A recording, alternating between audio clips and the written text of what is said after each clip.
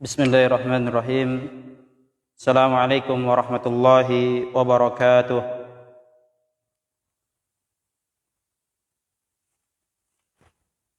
Innal hamdalillah nahmaduhu wa nasta'inuhu wa nastahdi wa nastaghfiruh wa na'udzu billah min shururi anfusina wa sayyiati a'malina.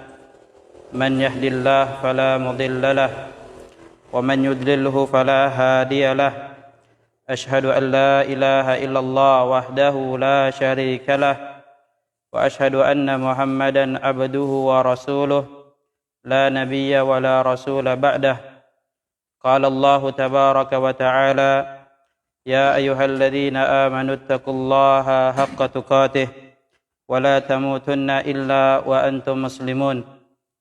يا أيها الناس اتقوا ربكم الذي خلقكم من نفس واحدة وخلق منها زوجها وبث منهما رجالا كثيرا ونساء واتقوا الله الذي تساءلون به والأرحام إن الله كان عليكم رقيبا. يا أيها الذين آمنوا اتقوا الله وقولوا قولا سديدا يصلح لكم أعمالكم ويغفر لكم ذنوبكم ومن يطع الله ورسوله فقد فاز فوزا عظيما. أما بعد فإن أصدق الحديث كتاب الله وخير الهدى هدى محمد صلى الله عليه وسلم وشر الأمور محدثاتها وكل محدثة في الدين بدعة وكل بدعة ضلالة وكل ضلالة في النار. معاشر المسلمين al-aba wal ummahat rahimani wa rahimakumullahu jami'an. Alhamdulillah, kita bersyukur kepada Allah Subhanahu wa taala. Salawat beserta salam semoga senantiasa kita berselawat kepada Rasulullah sallallahu alaihi wasallam, kepada keluarganya, para sahabatnya, beserta orang-orang yang mengikuti petunjuk beliau hingga akhir zaman nanti. Ma'asyiral muslimin, kita memohon kepada Allah Subhanahu wa taala agar diberikan kemudahan dan kepahaman dan keberkahan di dalam aktivitas kita, terutama di dalam menuntut ilmu. Allah Subhanahu wa taala memerintahkan kepada nabinya yang mulia, yaitu Nabi Muhammad sallallahu alaihi wasallam, untuk meminta tambahan ilmu. Ini menunjukkan bahwa ilmu merupakan barang yang berharga dan harta yang paling istimewa yang hendaklah kita bersemangat untuk meraihnya. Allah Subhanahu wa taala berfirman, dan ini termaktub di dalam Al-Qur'an, wa qur rabbi zidni ilman. Wahai Muhammad, mintalah kepada Rabbmu ilmu. Maka ini menunjukkan bila kiranya Nabi sallallahu alaihi wasallam diperintahkan oleh Allah Subhanahu wa taala untuk meminta tambahan ilmu, maka kita semestinya lebih-lebih lagi meminta kepada Allah Subhanahu wa taala untuk tambahan ilmu. Kemudian Nabi sallallahu alaihi wasallam juga mengajarkan kepada kita bukan hanya tambahan ilmu, akan tetapi juga kita meminta kepada Allah Subhanahu wa taala agar kita dijauhkan daripada ilmu yang tidak bermanfaat. Nabi sallallahu alaihi wasallam berdoa di dalam doanya, Allahumma inni a'udzubika min ilmin la yanfa'. Ya Allah, aku berlindung kepadamu daripada ilmu yang tidak bermanfaat. Maka dengan demikian kita meminta kepada Allah Subhanahu wa taala agar ilmu yang kita peroleh adalah ilmu yang bermanfaat, sebagaimana doa di keseharian kita, Allahumma inni as'aluka ilman nafi'an. Ya Allah, aku meminta kepadamu ilmu yang bermanfaat. Karena di antara tanda ilmu itu bermanfaat adalah ilmu itu diamalkan. Ilmu bukan hanya sebatas teori, ilmu juga butuh kepada buahnya, yaitu amal, praktek. Apa bedanya kita memiliki ilmu namun tidak diamalkan? Maka itu sama seperti halnya orang-orang Yahudi. Mereka memiliki ilmu namun tidak ada pengamalan.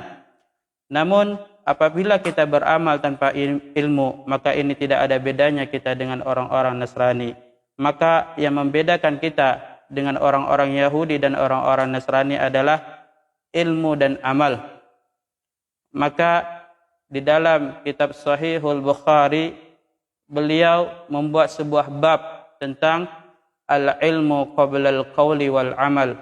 Ilmu dahulu sebelum berucap dan berkata. Ini menunjukkan bahwa seorang muslim ia berilmu kemudian beramal. Ma'asyiral muslimin, para hadirin, bapak-bapak, ibu-ibu yang kami hormati, insyaallah taala pada malam ini kita akan sedikit banyaknya mengkaji tentang 10 kaidah dalam pensucian jiwa. Jadi disebutkan bahwa jiwa manusia memiliki 2 sisi, yaitu sisi kebaikan dan sisi keburukan. Terkadang seseorang berbuat kebaikan dan terkadang seseorang berbuat keburukan. Ini menunjukkan bahwa jiwa manusia memiliki 2 sisi, yaitu sisi kebaikan dan sisi keburukan. Dan ini menunjukkan pada jiwa manusia sangatlah penting dan urgen untuk kita perhatikan. Jadi di dalam agama kita, Allah Subhanahu wa taala bersumpah dengan sejumlah makhluknya yang agung, yang menunjukkan bahwa Allah Subhanahu wa taala bersumpah dengan jiwa manusia. Setelah Allah Subhanahu wa taala menyebutkan beberapa makhluk ciptaannya yang agung, yang besar, yang kita lihat di alam semesta, kemudian Allah Subhanahu wa taala bersumpah dengan jiwa manusia. Apabila Allah Subhanahu wa taala bersumpah, ini menunjukkan penekanan. Allah Subhanahu wa taala tidak bersumpah kita percaya akan firman-Nya, apalagi Allah Subhanahu wa taala bersumpah. Ini menunjukkan penekanan dan ini menunjukkan perkara tersebut perkara yang sangat penting, perkara yang sangat-sangat harus kita perhatikan dan bukan untuk perkara yang disepelekan. Allah Subhanahu wa taala berfirman di dalam surah Asy-Syams, wasyamsi wadduhaha wal qamari idza talaha wan nahari idza jallaha wal laili idza yaghshaha was samaa'i wama banaha wal ardi wama tahaha wa nafsi wama sawwaha fa alhamaha fujuraha wa taqwaha qad aflaha man zakkaha wa qad khaba man dassaha. Pada ayat yang pertama, Allah Subhanahu wa taala bersumpah dengan matahari. Pada ayat yang kedua, Allah Subhanahu wa taala bersumpah dengan bulan. Pada ayat yang ketiga, Allah Subhanahu wa taala bersumpah dengan waktu siang. Pada ayat yang keempat, Allah Subhanahu wa taala bersumpah dengan waktu malam. Pada ayat yang kelima, Allah Subhanahu wa taala bersumpah dengan langit. Pada ayat yang keenam, Allah Subhanahu wa taala bersumpah dengan bumi.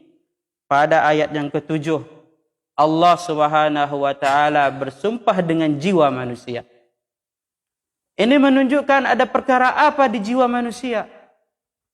Dan kita adalah manusia ciptaan Allah Subhanahu wa taala, dan hendaklah kita memperhatikan apa yang ada di dalam jiwa kita.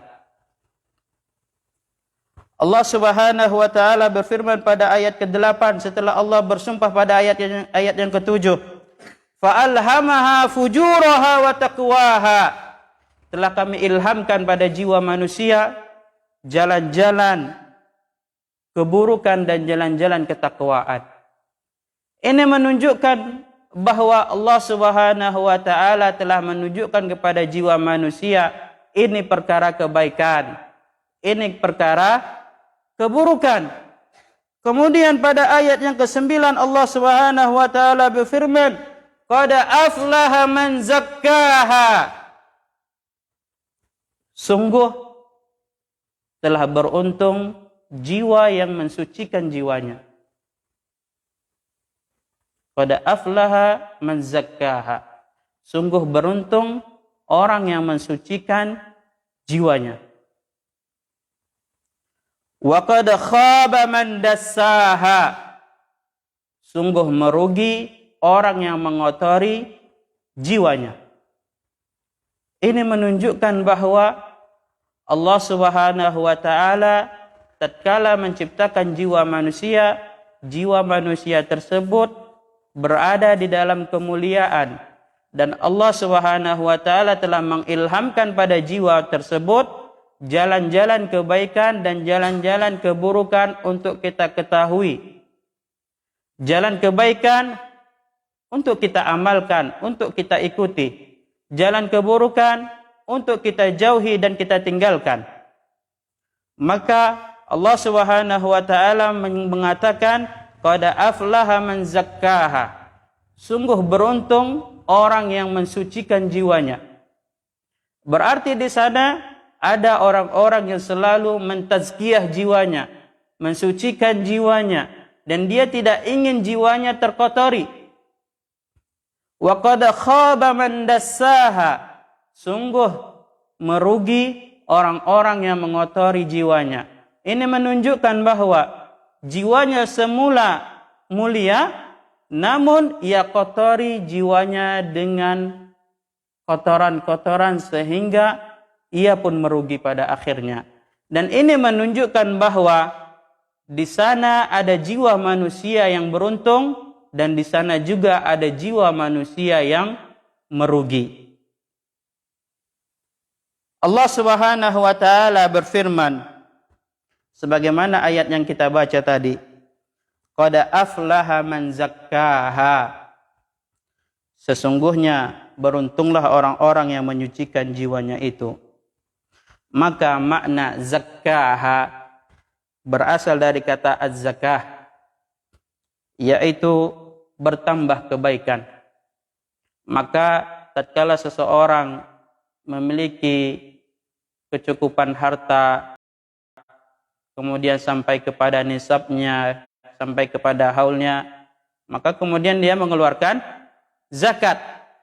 Tujuan zakat itu apa? Bertambah kebaikan. Dan tujuan daripada zakat itu apa? Mensucikan jiwa.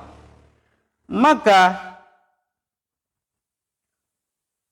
siapa saja yang mensucikan jiwanya, memperbaiki jiwanya, dan mengisi jiwanya dengan memperbanyak amalan ketaatan dan kebaikan, serta menjauhi segala keburukan, maka pastilah dia akan beruntung. Inilah makna daripada qad aflaha man zakkaha. Barang siapa yang mensucikan jiwanya, barang siapa memperbaiki jiwanya, barang siapa yang berusaha mengisi jiwanya dengan memperbanyak kebaikan dan ketaatan kepada Allah Subhanahu wa taala, maka pastilah dia akan beruntung. Pada firman Allah Subhanahu wa taala, wa qad khaba man dassaha. Dan sesungguhnya merugilah orang-orang yang mengotori jiwanya. Makna dassaha asal katanya adalah tadzkiyah. Tadzkiyah itu artinya menutupi atau menyembunyikan. Maka orang yang bermaksiat kepada Allah Subhanahu wa taala, artinya dia telah menutupi jiwanya yang mulia dengan melakukan berbagai macam dosa. Ini menunjukkan tatkala seseorang melakukan ketaatan kepada Allah Subhanahu wa taala, berarti dia telah memuliakan jiwanya. Dan adapun orang yang bermaksiat kepada Allah Subhanahu wa taala, berarti dia telah menutupi jiwanya dan membuang jiwa kemuliaannya dengan menjatuhkan dirinya kepada perbuatan dosa-dosa.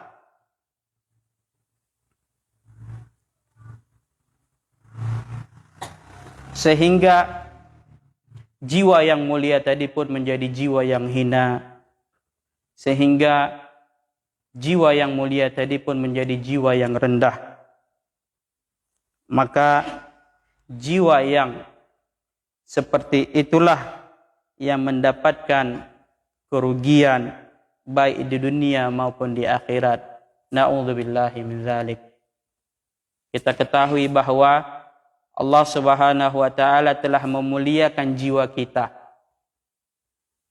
Maka bagaimana cara membuat jiwa kita tetap berada di atas kemuliaan? Dengan selalu memperbanyak kebaikan dan ketaatan kepada Allah Subhanahu wa taala. Jangan sampai kita bermaksiat kepada Allah Subhanahu wa taala. Tatkala seseorang bermaksiat kepada Allah, maka dia telah mencampakkan dirinya yang mulia, jiwanya yang mulia ke dalam kubangan kehinaan dan kerendahan dengan berlumuran dosa-dosa. Maka jiwa itulah jiwa yang sengsara dan merugi.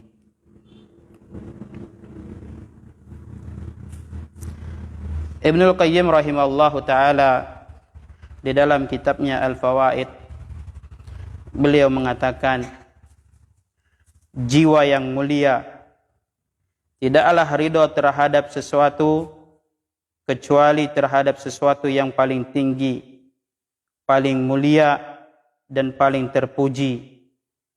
Adapun jiwa yang rendah, dia hanya berputar di sekeliling perkara yang hina. Dia menghampiri perkara hina itu sebagaimana lalat menghinggapi kotoran. Jiwa yang mulia dan tinggi tidak akan ridho terhadap tindak kezaliman, pencurian, pengkhianatan, karena jiwanya lebih besar dan lebih mulia dari itu semua. Sedangkan jiwa yang hina dan rendah, kebalikan daripada itu semua, maka setiap jiwa akan cenderung dengan sesuatu yang sesuai dengannya. Maka kita lihat, jiwa yang mulia pasti akan melakukan perbuatan-perbuatan yang mulia. Jiwa yang hina dan rendah akan melakukan perbuatan-perbuatan yang rendahan. Karena tidak mungkin jiwa yang mulia akan bermain di level yang rendah. Karena perkara yang mulia yang mengetahuinya adalah jiwa yang mulia. Maka dengan demikian, hendaklah kita melihat kepada diri kita. Karena setiap jiwa akan condong kepada apa yang ia sukai. Kalaulah kita selalu gibah, maka ini menunjukkan jiwa kita bermasalah. Dan kita menyukai hal-hal yang rendahan. Jika jiwa kita menyukai pencurian, maka jiwa kita melakukan hal-hal yang rendahan. Karena jiwa yang mulia pasti dia melakukan hal-hal yang terpuji, hal-hal yang paling baik, hal-hal yang paling utama. Misalnya, kita dizalimi oleh orang lain. Apakah kita akan balas dengan kezaliman juga? Tidak. Maka apabila kita dizalimi oleh orang lain, maka balaslah kezaliman itu dengan kebaikan. Tidakkah kita lihat Rasulullah sallallahu alaihi wasallam betapa banyak kezaliman yang ia temui, yang ia hadapi? Apakah ia balas kezaliman orang lain dengan hal-hal yang buruk juga atau hal-hal yang setimpal? Tidak. Bahkan Nabi sallallahu alaihi wasallam mendoakan kebaikan untuk orang-orang yang menzaliminya. Ini menunjukkan jiwa yang mulia. Selalu berbuat hal-hal yang mulia. Adapun jiwa yang rendahan, dia akan melakukan hal-hal yang rendahan. Oleh karena itu, pentingnya penyucian jiwa maka setiap muslim yang ingin memperbaiki diri wajib memperhatikannya dan sungguh-sungguh memaksa jiwanya untuk mewujudkan tujuan yang terpuji dalam kehidupannya, sehingga dia beruntung baik di dunia maupun di akhirat, serta menikmati kebahagiaan yang hakiki kelak. Sesungguhnya jiwa seorang muslim memiliki hak, sebagaimana sabda Nabi sallallahu alaihi wasallam, wa inna li nafsika 'alaika haqqan. Sesungguhnya jiwamu memiliki hak atas dirimu. Ini menunjukkan bahwa seorang muslim itu selalu menempatkan hak-hak sesuai dengan tempatnya. Wa inna li zaujatika haqqa. Istri kita punya hak, maka kita berikan haknya. Rabb kita memiliki hak atas diri kita, maka kita berikan hak Rabb kita. Dan jiwa kita juga memiliki hak, maka kita berikan jiwa kita sesuai dengan haknya.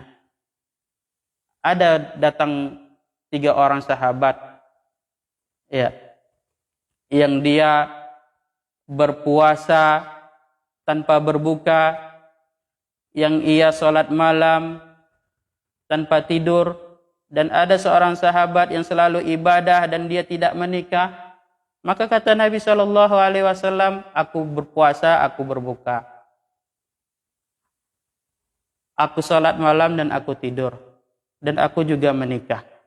Terkadang kita bersikap ekstrim terhadap diri kita, dan terkadang juga kita mengabaikan hak diri kita. Maka di dalam agama kita harus bersikap pertengahan, tidak bersikap keras terhadap jiwa kita, dan juga tidak bersikap mengabaikan terhadap hak-hak jiwa kita. Dan tentunya kita mengikuti petunjuk Nabi sallallahu alaihi wasallam dan jalannya yang lurus. Ma'asyiral muslimin, para hadirin, bapak-bapak, ibu-ibu yang kami hormati, kaidah pertama di dalam mensucikan jiwa adalah tauhid adalah kunci pokok penyucian jiwa. Ini kaidah pertama. Tauhid adalah kunci pokok dalam penyucian jiwa. Apapun metode dalam mentazkiyah diri, dalam mentazkiyah jiwa, dalam mensucikan jiwa, apabila metode tersebut tidak ada di dalamnya tauhid, maka dipastikan metode pensucian jiwa tersebut bermasalah. Kenapa? Karena tauhid adalah kunci pokok di dalam penyucian jiwa. Karena Allah Subhanahu wa taala menciptakan kita untuk mentauhidkannya. Ya. Maka asas yang pertama sekali dalam mentazkiyah diri, mensucikan jiwa adalah tauhid. Dikarenakan kita diciptakan untuk beribadah kepadanya. Allah Subhanahu wa taala berfirman, "Wa ma khalaqtul jinna wal insa illa liya'budun." Dan tidaklah aku menciptakan jin dan manusia kecuali untuk beribadah kepadaku, kata Allah Subhanahu wa taala. Ini menunjukkan bahwa tujuan Allah Subhanahu wa taala menciptakan jin dan manusia adalah untuk mentauhidkannya. Maka kaidah yang pertama sekali dalam pensucian jiwa adalah tauhidullah. Mentauhidkan Allah Subhanahu wa taala. Orang-orang yang mentauhidkan Allah berarti dia mensucikan jiwanya. Dan adapun orang-orang yang berbuat kesyirikan berarti dia mengotori jiwanya. Perlu kita ketahui bahwa tauhid adalah inti dakwah para nabi dan rasul. Sebagaimana firman Allah Ta'ala, "Wa laqad ba'atsna fi kulli ummatin rasula ani'budullaha wajtanibut taghut. Dan sungguh kami telah mengutus Rasul kepada setiap umat untuk mentauhidkan Allah dan menjauhi syirik. Jadi ini menunjukkan bahwa tugas dakwah para nabi dan rasul adalah menyeru umatnya untuk bertauhid kepada Allah dan menyeru umatnya untuk menjauhi kesyirikan. Maka tauhid adalah kewajiban pertama sekali untuk seorang dai dan di dalam berdakwah. Jadi tauhid adalah materi pertama bagi seorang dai untuk berdakwah. Sehingga ada sebuah kitab yang berjudul At-Tauhidu Awalan. Tauhid yang pertama. Kenapa? Karena apabila umat telah beres masalah tauhidnya, maka insya Allah masalah-masalah yang lainnya juga akan beres. Apabila tauhid umat tidak selesai, maka perkara yang lainnya pun tidak akan selesai dan sulit untuk diselesaikan. Dikarenakan tauhid adalah misi dakwah para nabi dan rasul, maka orang-orang yang mengemban dakwah juga materi pertamanya adalah materi tentang tauhid. Sebagaimana Nabi SAW ketika itu mengutus Mu'az bin Jabal radhiyallahu anhu ke negeri Yaman. Nabi SAW bersabda kepada Mu'az bin Jabal, "Innaka taqdumu ala qaumin min ahlil kitab." Wahai Mu'az bin Jabal, sesungguhnya engkau akan berdakwah kepada sebuah kaum dari ahli kitab. Berarti ini menunjukkan ahli kitab adalah orang-orang Yahudi dan Nasrani. Berarti mereka memiliki ilmu. Dikarenakan kepada mereka juga diturunkan Alkitab. Maka apa kata Nabi SAW kepada Mu'az bin Jabal? "Falyakun awwala ma tad'uuhum ila an yuwahidullaha ta'ala." Maka jadikanlah perkara pertama kali yang engkau serukan, yang engkau dakwahkan kepada mereka adalah agar mereka mentauhidkan Allah Ta'ala. Maka ini menunjukkan bahwa seorang da'i yang pertama sekali ketika ia hendak terjun ke medan dakwah, dia harus paham terhadap materi dakwah. Jadi dia harus dibekali dengan materi-materi dakwah, apa yang akan dia sampaikan kepada masyarakatnya. Dan tentunya materi yang pertama sekali yang ia harus kuasai adalah materi tentang tauhid. Kemudian seorang dai ketika hendak terjun ke medan dakwah, hendaklah juga dia mempelajari bagaimana keadaan orang-orang yang dia dakwahi. Apakah penduduk yang ia dakwahi itu taraf pendidikannya SMA, SMP, bagaimana taraf ekonomi orang-orang yang dia dakwahi, bagaimana tingkat kepahaman tentang agama. Maka seorang dai hendaklah juga dia mengetahui tentang halul mad'uwin, tentang keadaan orang-orang yang akan dia dakwahi. Maka tauhid adalah asas pertama sekali di dalam pensucian jiwa. Dan sungguh Allah Subhanahu wa taala mengancam orang-orang yang tidak mensucikan jiwanya dengan tauhid, dengan iman, bahwa mereka akan diazab dengan pedih pada hari kiamat.